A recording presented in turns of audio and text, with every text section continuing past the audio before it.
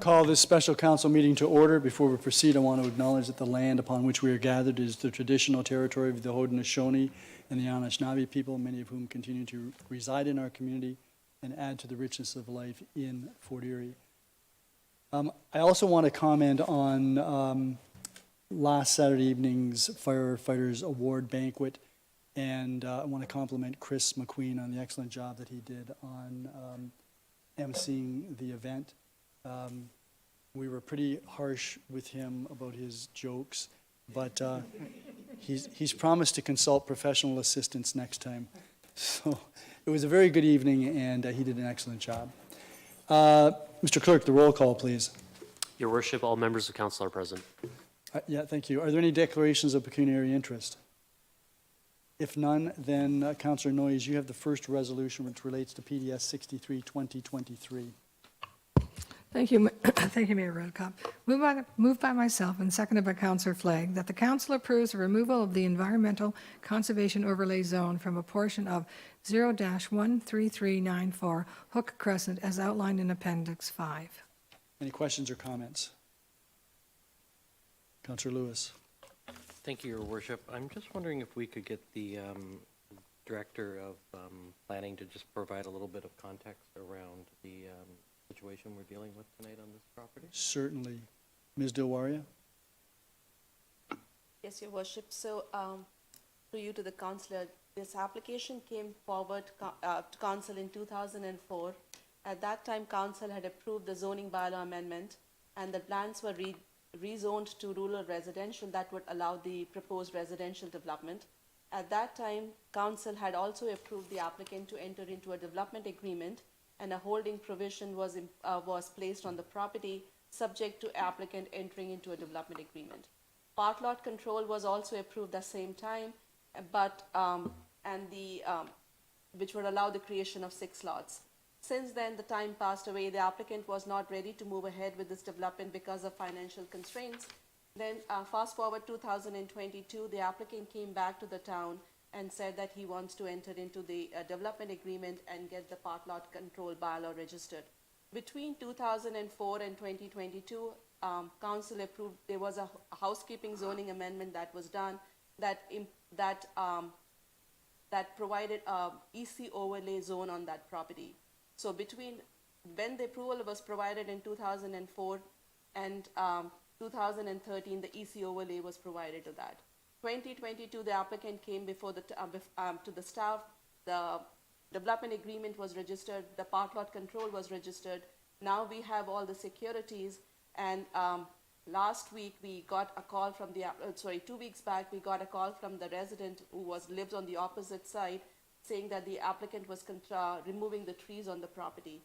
That was the time we started looking into all this application, and we found that the previous planning approvals and then the EC overlay zone, and because he has some machinery on site which he's incurring a cost, we thought it would be the best way to go to council instead of going to environmental EAC for this approval. Typically we would have gone to EAC, but because of the time constraint we came to council. Councillor Lewis? And if I can continue, I notice in the report, and thank you for the background on the file as well, that the property did have an EIS done on it, and a large portion of the property is to be protected. Will we be having Niagara Peninsula Conservation be involved just to make sure that there's no cutting of trees that is not within either their area or the area within the EIS that speaks to preservation? At the time of the EIS, when it was done, the back portion was protected. But if council wishes, we can definitely speak with NPCA and get their approval to confirm that that trees which are within that buffer area or the protected areas are not removed. Councillor Lewis, on that point, I think it would be appropriate to amend the recommendation in the report to provide that the NPCA look at the property to ensure that none of its regulated areas will be affected by any tree clearing. Okay, and I would be happy to move that. I do have a couple of other questions. Please Should I proceed. save them to the end? Or? No, you keep going. The other question I had was, since it mentions in the report that this may involve some other properties from 2013 where the EC overlay may or may not What is the process in which staff will be going through looking at other properties in town from that time frame? Through your Mr. Mayor, to the councillors, so we would have to look back into the draft plan agreements that was approved, condominiums, the site plans, and other development agreements. It would require some time, and we would have to match that with our mapping layer, EC overlay layer, and see if there was any other properties which have been gone through that process but still have an EC overlay. Once we get the background information, staff will do review. Maybe that would involve site inspections, etc. And at that time, I would recommend that we involve EAC into this consideration as well, just to make sure that we have their buy-in and their input is taken into account before we proceed with any step forward. Councillor Lewis? Thank you, Your Worship, and thank you, Director, for that answer.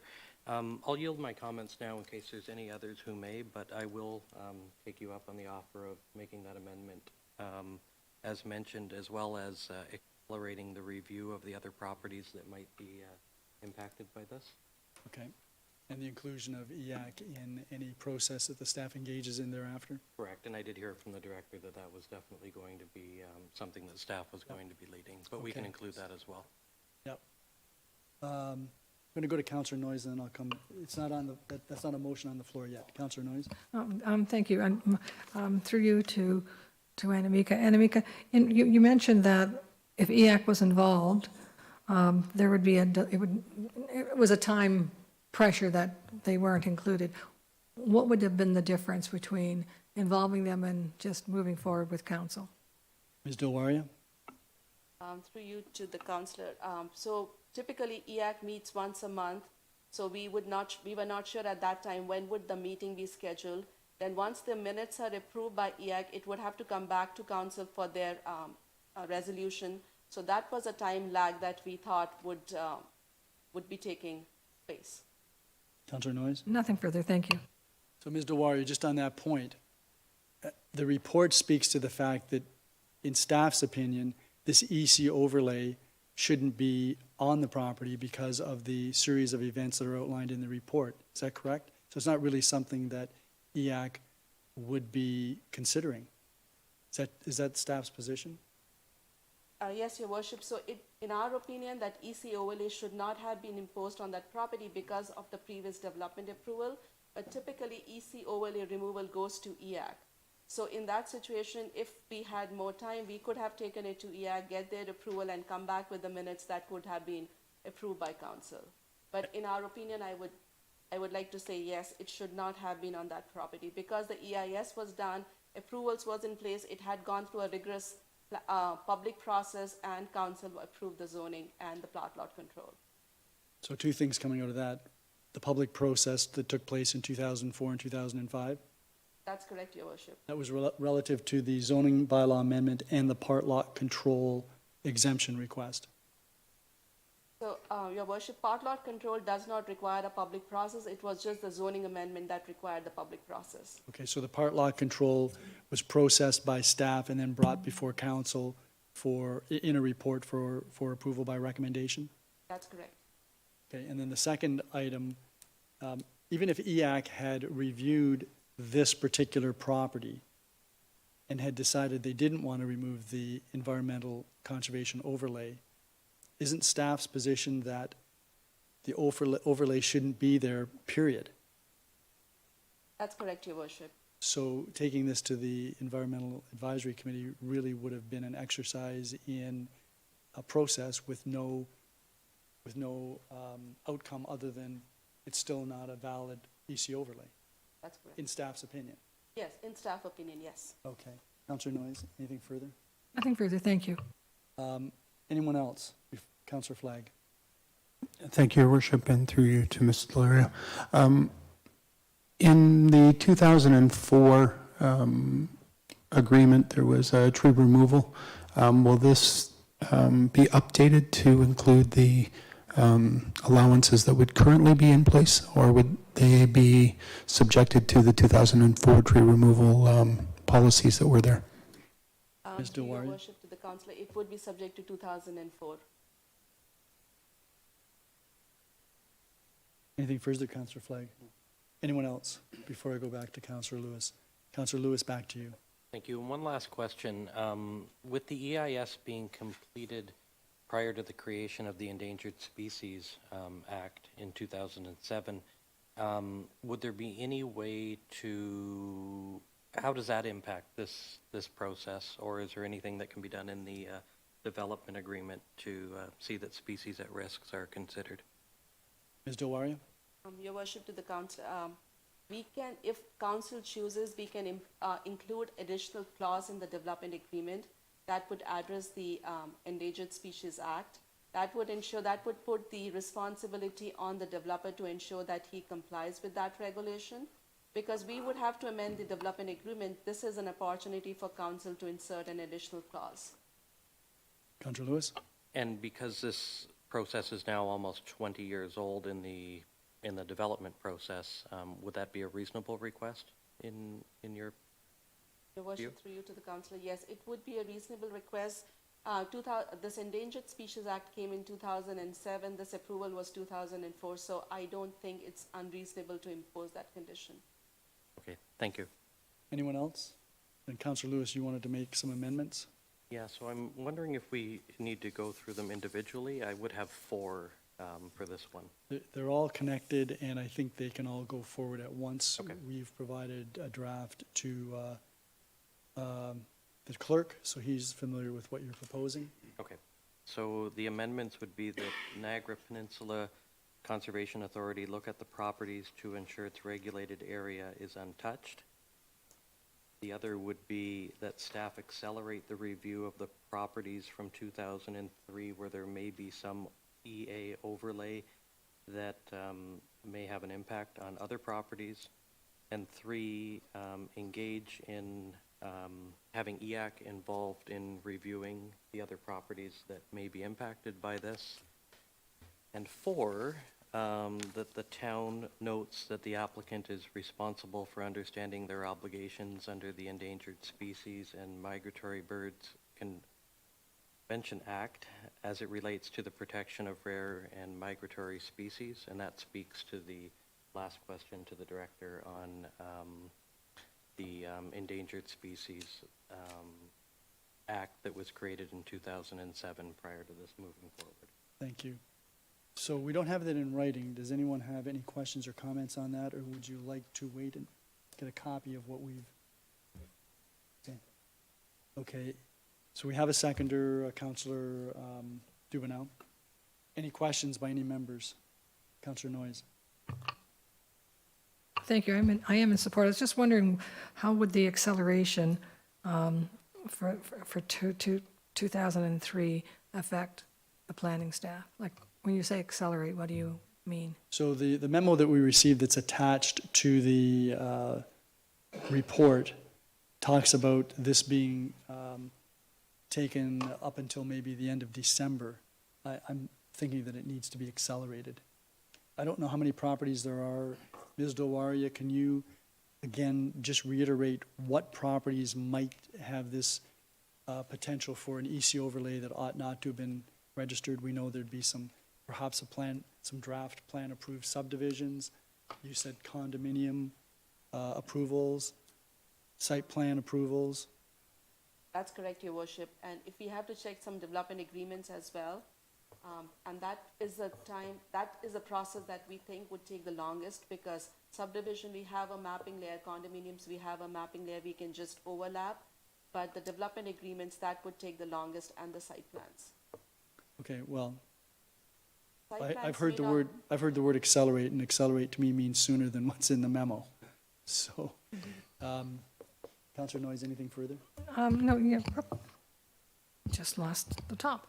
Again, I just want to make sure that we're not putting undue pressure on the staff. Like it says December 2023, and we're almost into October. I just want to make sure it's doable, as opposed to giving them a direction that's not possible. Not knowing how many properties we're talking about, that's all. Just, I would think maybe try to accelerate as opposed to accelerate. I guess it doesn't matter, it's the same thing, only different, right? The mere fact that we've called a special council meeting to deal with, I think, is an indication of the priority that this takes, particularly in terms of the environmental implications. So That's why I think accelerate is appropriate. That's fine. Councillor Dubanow. Yeah, thank you, Your Worship. Just a quick comment. I'll be interesting to see what that report looking into this comes up, because I recall back during my first term at council, ran into a very similar situation in Phase 2 of Garrison Village, which was approved at a similar time, early 2000s, where despite the subdivision being developed, the EC overlay still existed on the entire subdivision where it was, and it was making difficult for residents to get permits, even though, you know, there was no tree canopy. It was a fully developed subdivision. So this is going to be interesting to see what comes up here. I have a feeling we might have a few of them come up. I think we've picked a few off as they come up as needed, but I think it's timely to review this now, get it all cleaned up so that we don't run into a situation like this in the future. And I'll be supporting Councillor Lewis's amendment. Thank you, Your Worship. Thank you. Anyone else? Then I'm going to call the question on the amendments, and just to reiterate that the MPCA get involved in ensuring that its property is not affected, that staff accelerate its review of properties that may have received an EC overlay as an improper designation, that EAC be engaged in processing the next steps with respect to these properties, and that there be an endangered species provision inserted into the development agreement, putting the onus on the property owner to ensure that the legislation is adhered to. Everybody clear? All those in favor of the amendments? None opposed, that is carried. And so the recommendation in the report as amended is on the floor. Any further questions or comments? If not, all those in favor of the recommendations as amended? That is carried, it's unanimous. That then takes us to Councillor McDermott's motion. Councillor McDermott? Thank you, Worship. Moved by myself, seconded by Councillor Lewis. Whereas Niagara Region tax form a significant portion of the overall tax bill that is issued by the local area municipality, and whereas the Niagara Region approved a 7.58 increase to the regional operating budget levy, 8.59% increase to the water and wastewater levy, and 5.5% increase to the waste management levy, which outpaces the ability to pay and affordability of our local taxpayers. And whereas Niagara Region and local area municipalities recognize that the post-pandemic economy, market inflation, and housing shortages are a reality which has driven up costs for basic housing and food above the means of many residents. Therefore, be it resolved that the Niagara Regional Council be requested to ensure that the region's 2024 budget be approved or at or below the current rate of inflation, 3.7%, as a responsible affordability measure for the residents of Niagara. And this resolution be circulated to the region and all local area municipalities for their support and endorsement. Did you want to speak to that, Councillor McDermott? Well, thank you, Worship. I'm not going to speak long on this at all. But anybody that gets up in the morning and fills their gas tank up and does their grocery shopping on their way home know that it makes it very difficult to pay the utilities and the mortgage or the rents as we go forward here. I know in my ward, probably most of the people don't make over $50,000. And, you know, so it's very difficult for them to look at tax increases such as these. The second part of this is that we have to have a budget. And last budget was reflective of basically what the region does. Lucky for us, they telegraphed their moves early before our budgets even start. So again, our last term of office, maybe we did without a little bit more because of Jonathan's good work over there at the Treasury, with a 0.9% increase. But we can't keep doing this. Eventually, we have things to do, and this time coming up, we have things to do. So if for instance, if our increase was, let's say, similar to the region, it would be like a 15% increase on taxpayers, plus the wastewater and water rates, plus the waste management. I'm not sure, transit's not on here, but I'm sure we'll be paying for transit as well. So, you know, sometimes we have to just do what we need, not just what we want. And, you know, there's many budgets we could go through that look at the region where even the police budget, God bless the police for Vietnam, but, you know, they haven't met a budget yet that they really liked. It's always gone over or at whatever. They're never really challenged much on that. And I think if this motion does anything at all, and it might not do a thing, at least it makes people aware of the fact that we're supposed to be here for the people in this community. And similar in other communities, those councils are supposed to be there for their people. And we cannot let tax increases like this go on forever because, number one, it's not sustainable. We'll have more people not being able to pay taxes. And then what will be happening in that? So it's kind of a message that says, you know what? Just because you say 9, you don't have to mean 9. And, you know, I know our budget is going to be a challenge. At first glance, it's a few points shorter than this.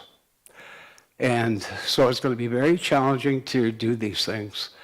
And that's why I think we all have to be cognizant that, you know, sustainability of taxes like this is going to come to an end sooner or later, or we'll be taking loans out to pay our taxes. And I don't think that's a good thing either. So it's basically just a bit of advice to the region that, you know, do a little better, maybe go back to the drawing board a little bit more. And I think that all of us should be aware of the municipalities of what's going on here, and we should be more cognizant in the view that we do represent the people, and the people are not going to like tax increases like this. Not just because of the fact that they don't like them, the money's just not there. So I hope that Council will support this motion, and I'm happy to bring it forward on behalf of the taxpayers. Thank you, Councillor McDermott. Anyone else? Councillor Dubanow and then Councillor Noyes. Yeah, thank you, Your Worship, and through you, I want to thank Councillor McDermott for bringing this forward. It's oddly enough, I had a conversation with my neighbor across the street right before I came here about the taxes, and it's always a difficult conversation because it really doesn't matter how fiscally responsible and how well our planning here is at the local level. It's still a combined single property tax bill. More than 50% of it goes to the region. And, you know, God bless the residents in this town, but, you know, they pay one single tax bill. So trying to explain to them, you know, there's a regional portion and then there's a municipal portion, it doesn't matter. They pay their tax bill, and that's what affects them. I am a taxpayer in this community just like everyone else, and I find these increases from the region frustrating. I think, at least in my opinion anyway, we're talking about decades of perhaps not enough tax increases to keep track of the infrastructure deficit that they're running into. And now, lo and behold, things are falling apart, things are breaking, and we're all on the hook to fix them, perhaps when it's more expensive than it would have been if they did it proactively, similar to how we do it here in Fort Erie. I'm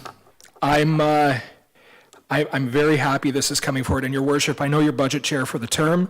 I personally am very confident in your abilities to look at this. I don't know if you're going to get it down to the rate of inflation, but I know we've got some good Fort Erie representatives at the region who are looking into this to ensure we're getting the best bang for our dollar. And I hope, knowing the regional municipal dynamic, you know, I hear from regional councillors all the time, they don't get phone calls. It's broader issues, and they come on to us. I really hope and I got to be bringing this up at budget time, I really hope there is a way we can better differentiate the line between what is your regional portion of the bill and what is your municipal portion of the bill. I know right now we have those individual line items, but that's really not enough. I think there needs to be a bigger differentiator between, perhaps the town of Fort Erie Crest in one portion and the regional municipality and Niagara portion in another, just to hit home that there are two levels of government that are charging you your property taxes. We deal at the local level here. The regional level is separate. And thank you very much, Councillor McDermott, for bringing this motion forward, because I think the region, with the inflation we're dealing with now, the cost of living increase that everyone's dealing with, our dollar is going less. It is going less further than it did before. I think we all need to put our thinking caps on and realize that, we don't live in a bubble. We're paying the same taxes. We live the same life as everyone else, and we need to start reflecting that at the regional level. And so that's my comment, Your Worship. Thank you very much. Thank you, Councillor Dubanow. I think you'll find that there are limits on what we can do in terms of the tax bill by regulation. And there are three levels of government that we collect taxes for: local, regional, and the province school board. Councillor Noyes. Thank you, Mayor Redekop. My first question is regarding the waste management. And I don't know exactly when is the region no longer going to be responsible for the blue and the gray box I collection? believe that's next year.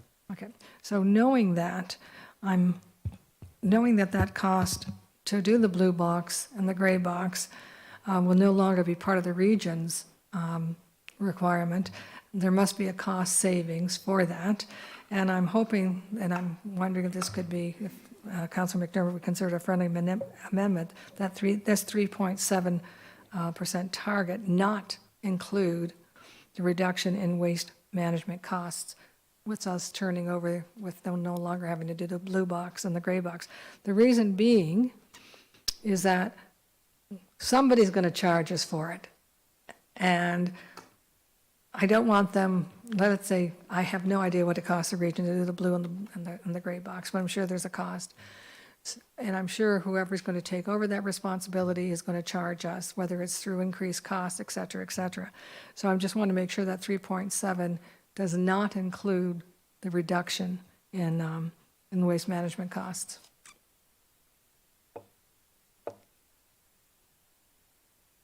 Well, the reality is that there are some savings with the elimination of the blue box program, the recycling program, but there are also some costs that would have been that still have to be incurred in terms of overall management. And the 3.7%, at this stage of the game, there has been information provided to Regional Council with respect to the waste management budget, and there are some issues there, including what will happen with the funds received from the disposition of the recycling facility. So that, I guess I just want to say this. We can put whatever number we want. 3.7 is inflation. And my view is that this sets us up as a council. We approve this. This sets us up as a council to try to come in at 3.7%, at or below 3.7%. I just want you folks to think about that. So in the background, I see the treasurer starting to cringe, but just be aware of that. So in terms of changing this motion, that's up to Councillor McDermott and his seconder. Unless you want to move an amendment that would change the nature of the motion. Well, and can I comment first on your comment? I see this situation being quite similar to when we turned over our transportation costs to the region. We as a council recognized that it was a savings on page 1 of X amount of dollars. That was significant money.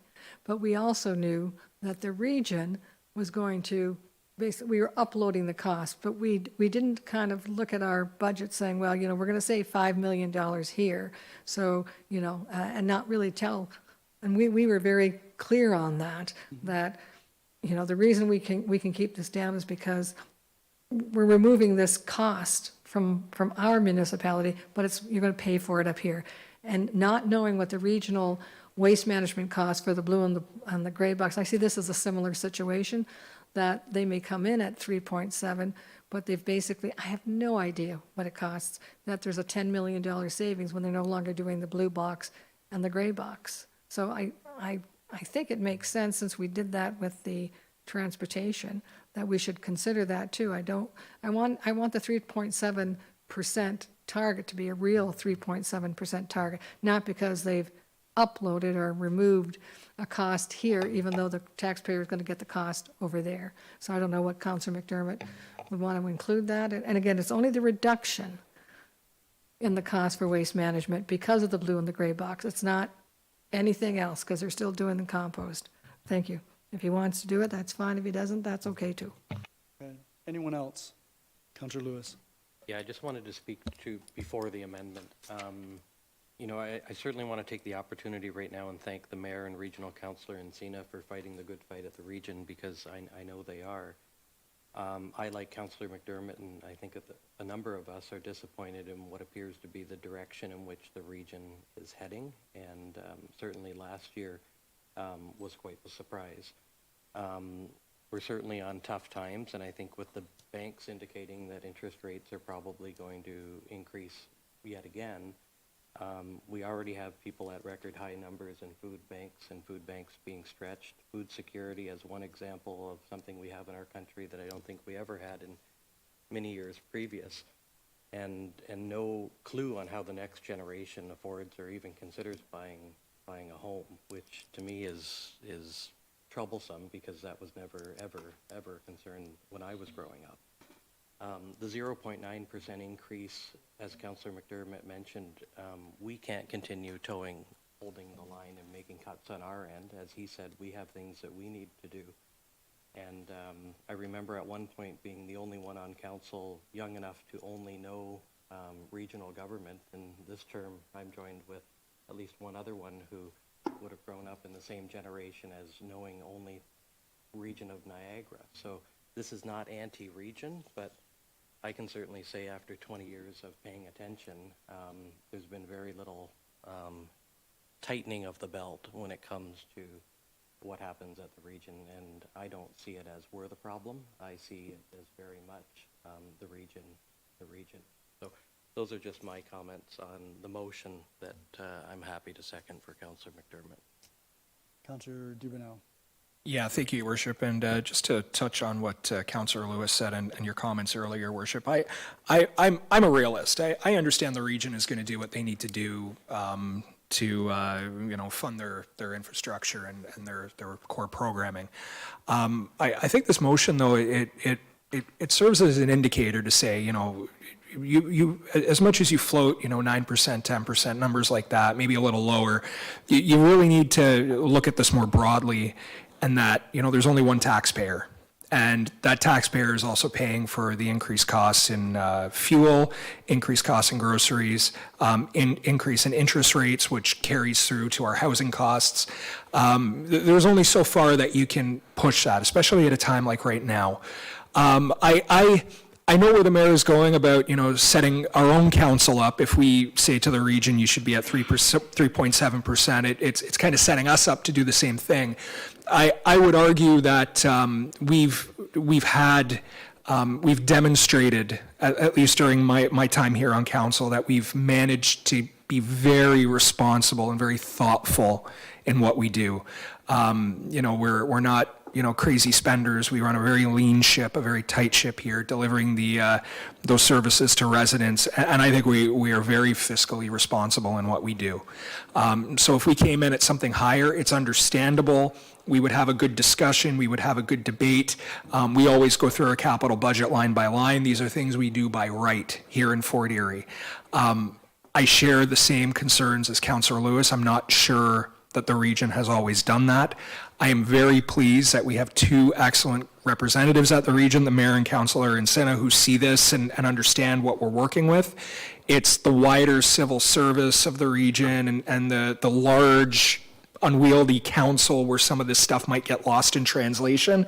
So I just wanted to clarify my comments because it wasn't just a rant about the region. It was just more of the wider issues and everything we're facing.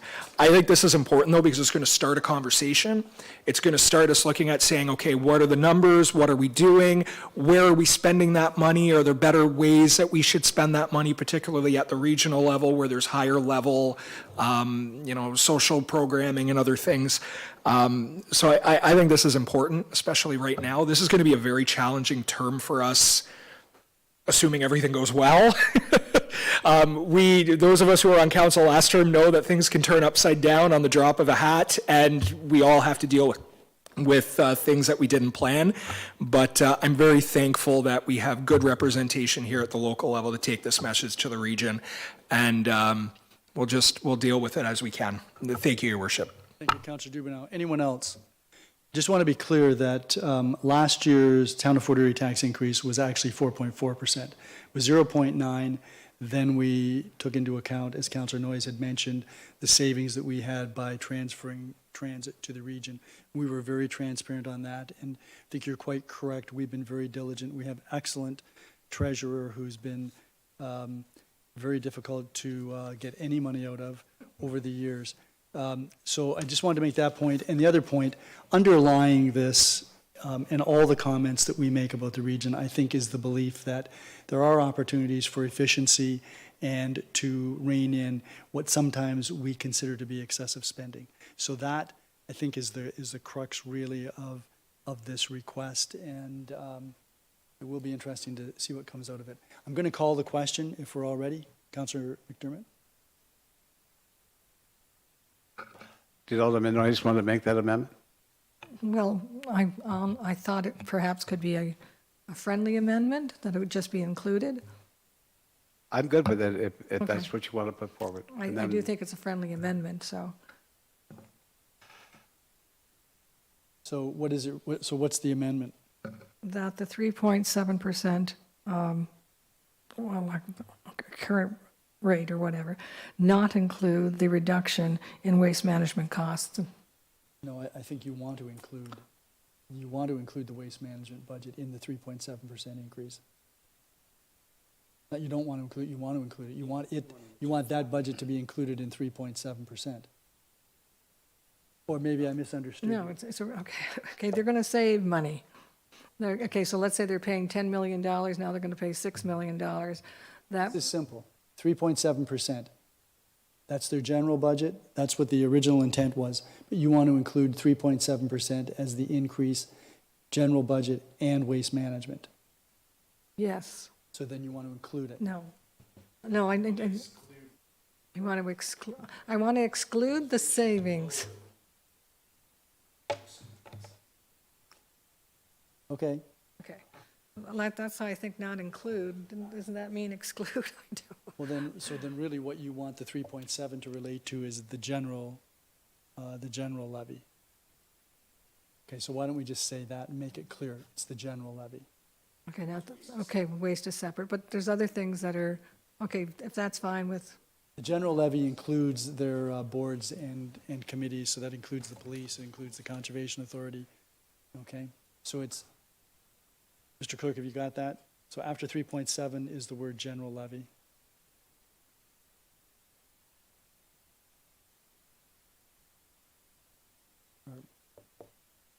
Or general levy. Got that? Yes, thank you, Your Worship. I'm just a suggestion. Would we want to have a 2024 budget for the general levy? Sure. Yes, I think that's correct, Councillor McDermott.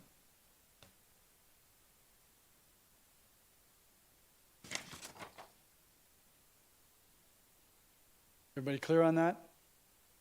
All those in favor? That is carried. That takes us then to consideration of bylaws, and that would be Councillor Christensen for first and second reading. Moved by myself, seconded by Councillor McDermott, that bylaw 147-2023 to confirm the actions of council at its special meeting held on September 25th, 2023 is given first and second reading. All those in favor? That is carried. Third and final reading, Councillor Flagg. Thank you, Your Worship. Moved by myself, seconded by Councillor Noyes, that bylaw 147, 2023 is given third and final reading to be signed by the mayor and clerk under the corporate seal. Any questions or comments? All those in favor? That is carried. And Councillor Dubanow, final resolution. Yes, Your Worship, the best part, moved by myself and seconded by Councillor Noyes, that council adjourns at 5:40 PM to reconvene into a regular meeting of council on October 23rd, 2023. All those in favor? That is unanimous. Thank you.